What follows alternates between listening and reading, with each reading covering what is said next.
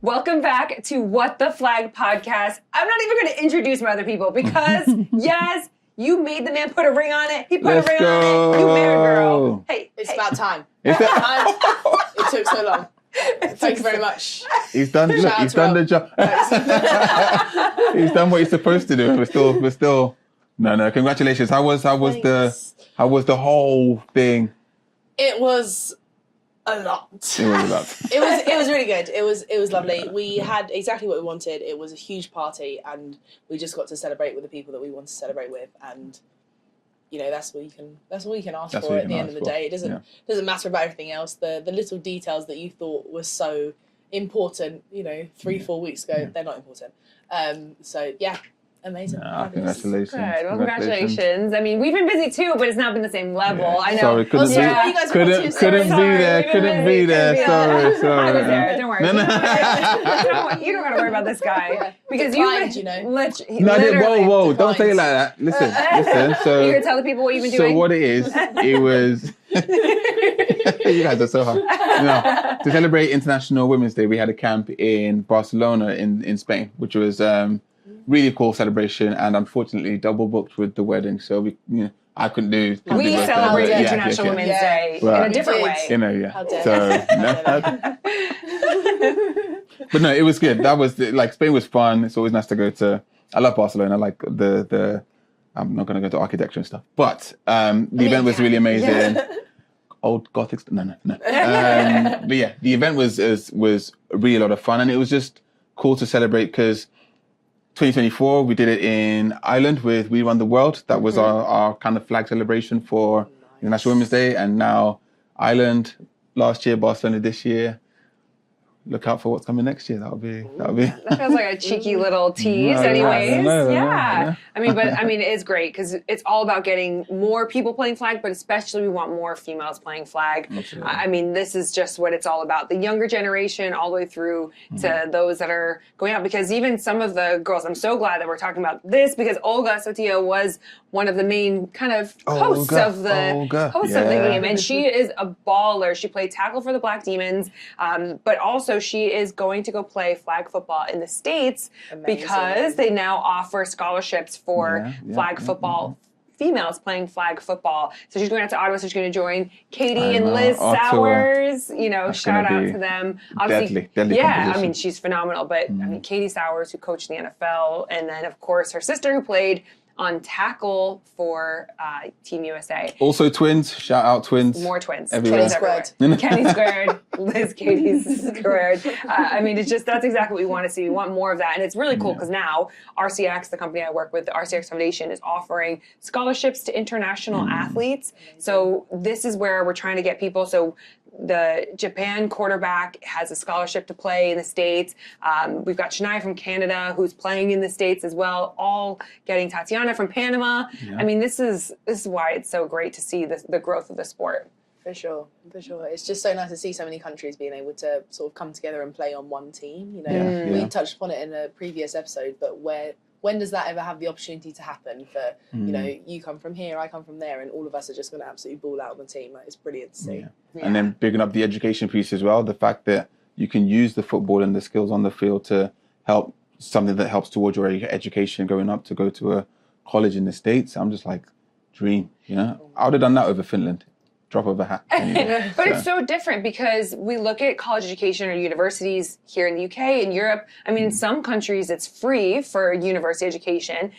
Here in the UK, it's on average like 9,000. I think it's more than that. I think it got up to 10 or 12. Showing my age again. Sorry, excuse me. But in the States, you would never get that because in the States, it's depending on where you go, it could be $60,000 a year, and so a year. So you could literally.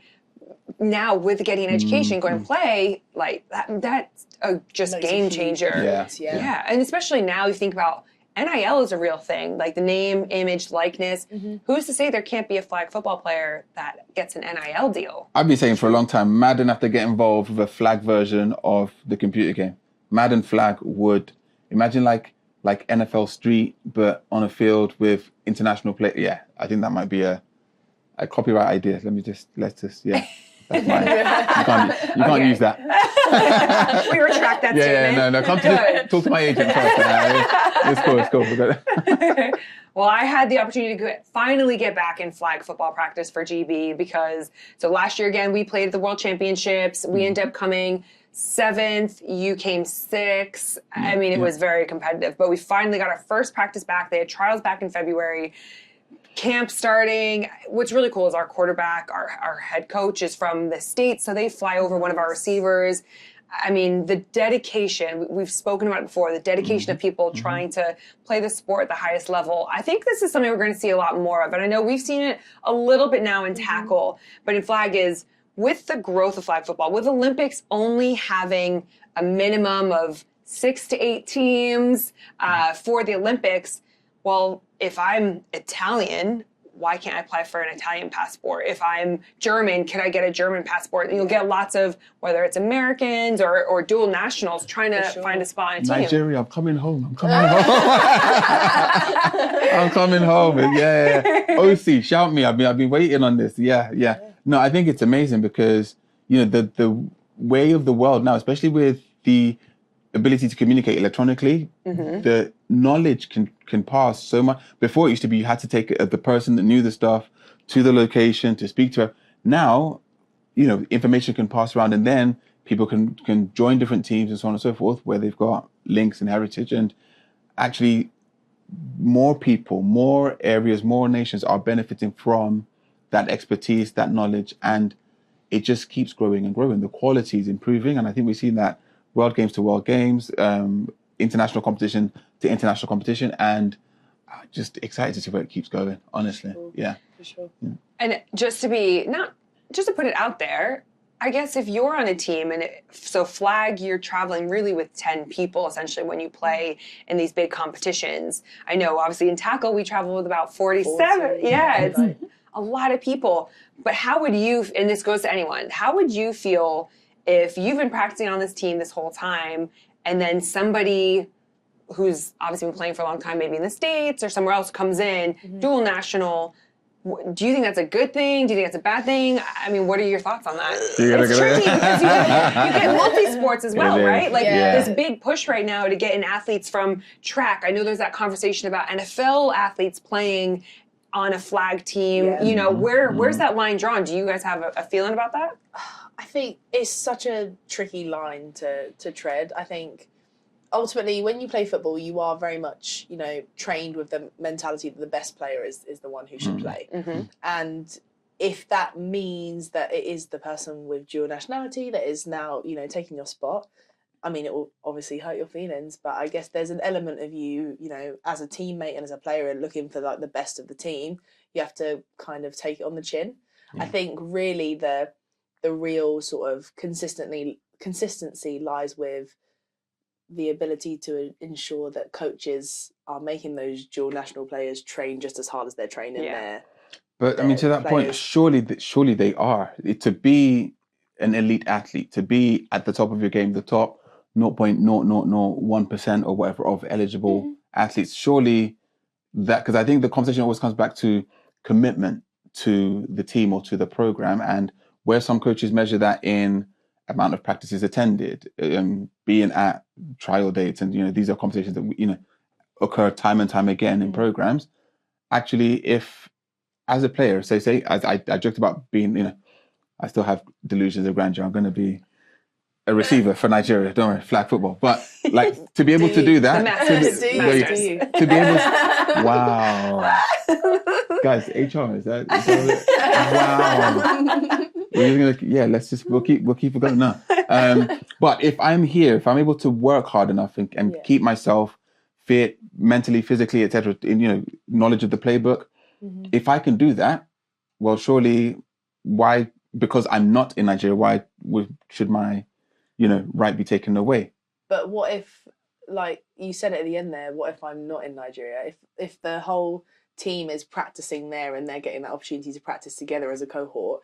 And I don't for a second doubt that, you'd be working hard over here, but say, whatever documents you need, your new passport and all of that doesn't come through until, the week before the games. Yes. And now you're jumping on that coach and you now have to turn around to someone and your coach has to turn around to someone and be like, sorry, Kenny's replacing you. Like, where do you stand on that? Because it's not necessarily that they're not working hard. Obviously, athlete, I think any coach would expect that their athletes are working to that standard. But what happens if they can't work to that standard with you and build those bonds? But you've been there. But the best man is actually the person who's just come over now. But it's the best man. Like it's not nice to this. I'm not saying it's pleasant for the person who doesn't make the team, whichever side that is. But ultimately, and it depends on the coach. It depends on the system, and so on and so forth. Conversations, all of that. Yeah. Some coaches are heavily based and they base their teams on chemistry and our ability to work together, to understand the nuances together. Some playbooks are, I need the fastest receiver who can jump the highest, whoever that is. I don't care their personality. I don't care. Chemistry is not a necessary thing. So it depends on the situation. But ultimately, I think the biggest part of it and the way I would encourage people to get around it is you set the expectations early.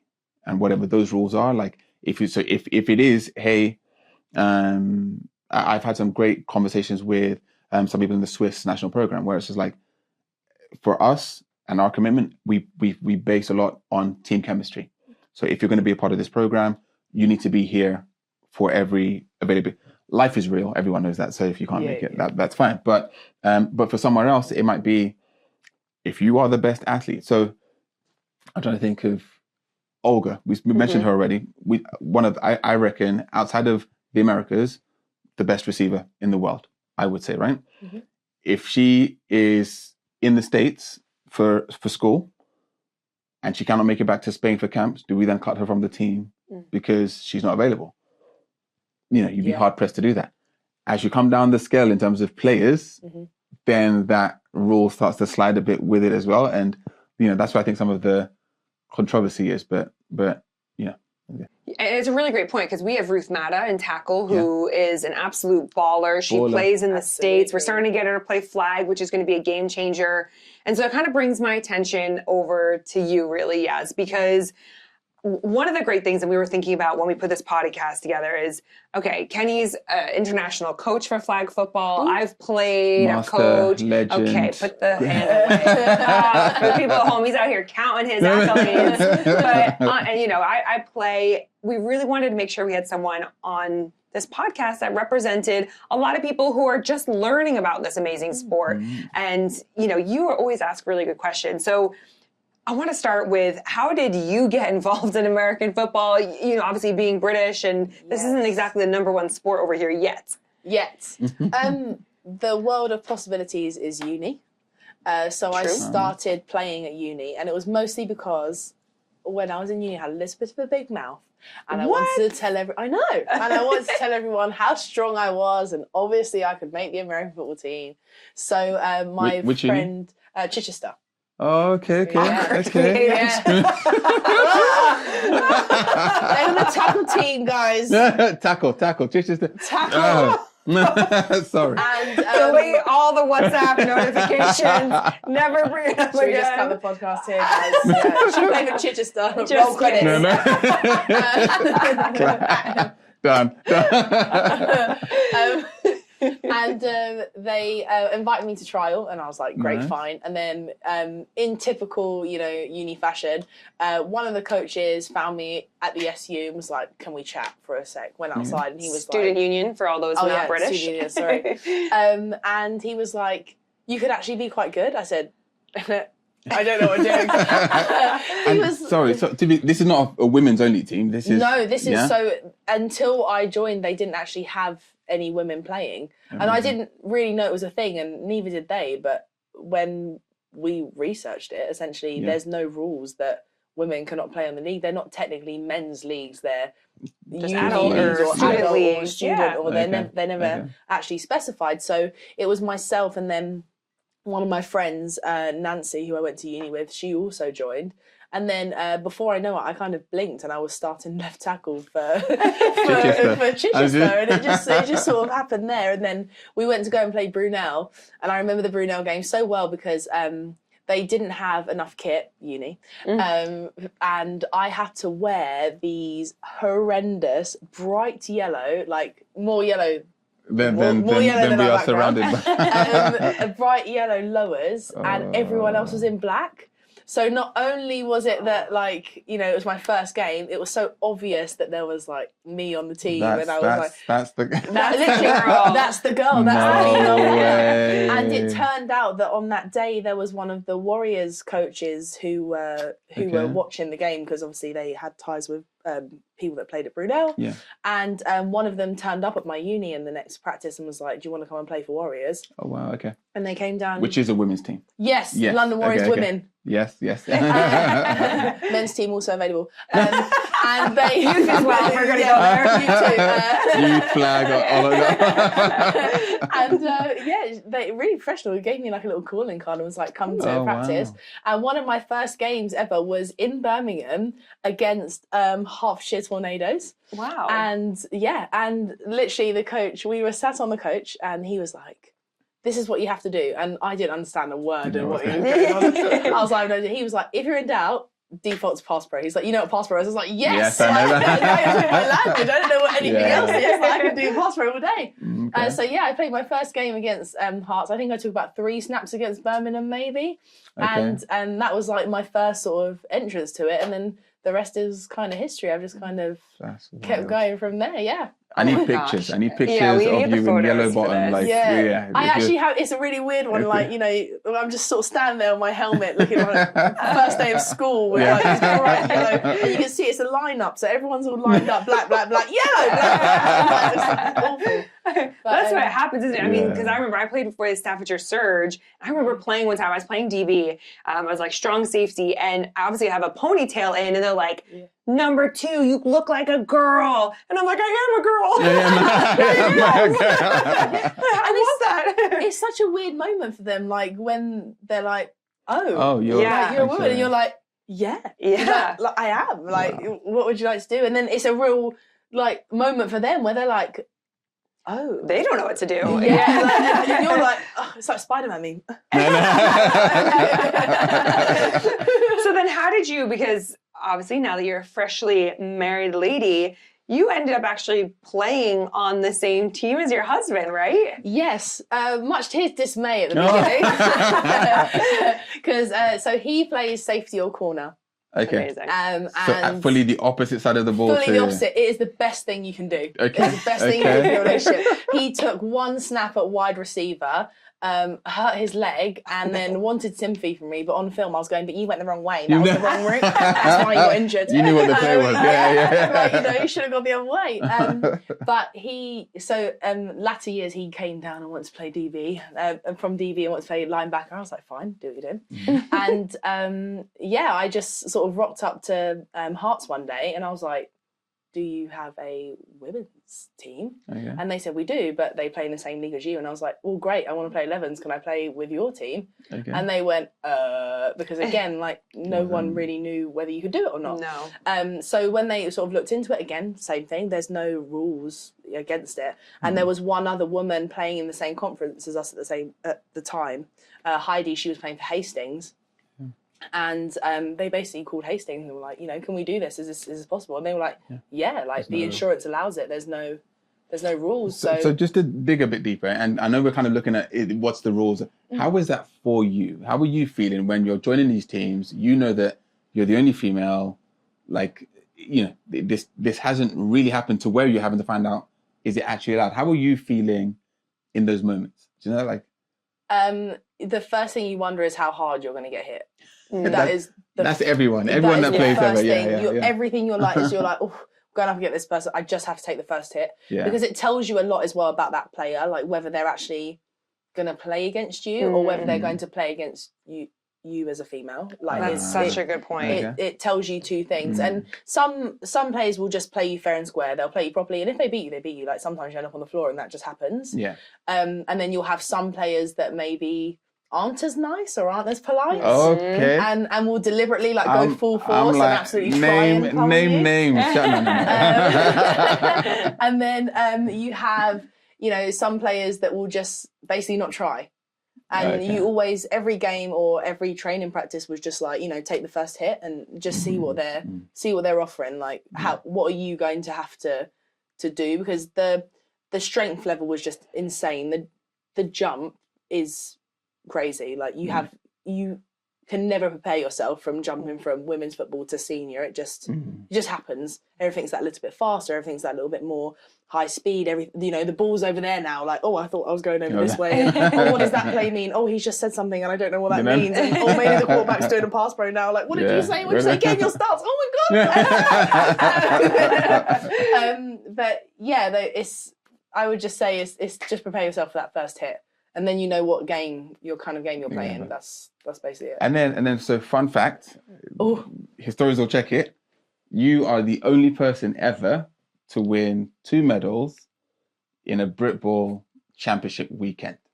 Yes, I am. Can you? Yes. Yes, I am. Ever. All time. Ever. Can you just first of all, what did you just say? What does that mean? And then what does that mean for you? Like, so I was lucky enough to play the first ever NWFL Nines finals. Women's? On the women's on the on the Saturday, the first I think it was quite late. I think it was like one of the last weekends of September, and we were playing under the lights because we were like the game, and then I was then lucky enough that the Cheetahs were getting promoted to the Prem, so from Div 1. So we also had those finals on the Sunday morning. Okay. So I played the game for Warriors. I played offense and defense and special teams. Got my medal, took a few photos, took my kit, and then went straight to my classroom for the Cheetahs because the game was the next day. Wow. It was something. It's very nice though when you walk in. They were like, "Yay, well done." That's amazing. Yeah. Sorry, Yaz looks all nice and whatever now. Watch videos of her running people over. It's a different story, but you know. I'll pick you up after. No, very kind. I will help you up. Camaraderie, come on now. That's huge. I mean, that's what's so cool about, like, you talk about tackle, flag. Flag is all mixed. You can play men's, you can play women's, but there's a lot of, like, mixed leagues, mixed contact. And you're right. Like, I find playing on the guys' teams a lot of times, like, it's just the speed, it's the physicality, you know, you work on your fundamentals. I mean, for me, that's what flag is. It's just, how do I get better at all the fundamentals that I need for tackle and for anything else? And it's been pretty amazing. So really appreciate everyone tuning in, wherever you're listening to us, at home, in the car, when you're at the gym, get those flex on. But make sure you like, subscribe, and click the button. Let's go. We'll see you guys soon.